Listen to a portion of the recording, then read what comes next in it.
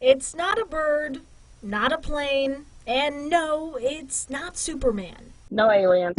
And you'll see them in batches of 3 or 4, and then a blank and another batch of 3 or 4, and it looks like they're flying after each other and things like that. If you looked up last night, you probably know exactly what Tracy Sink is talking about. That string of strange lights in the sky. Residents across the Twin Tiers, even the tri-states, were able to see them. They were so alarming, many of you reached out to 18 News asking for an explanation.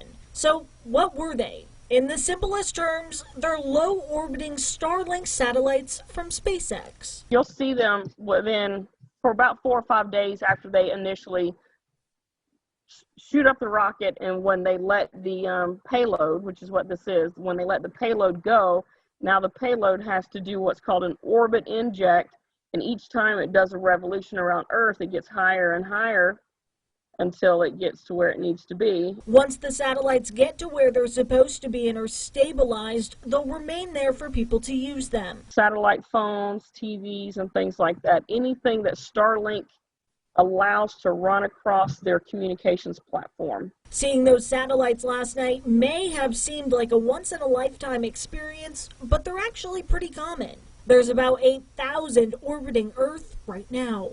And though this may come as a disappointment to all you sci-fi lovers out there, don't let this deter you from seeking more answers from the sky.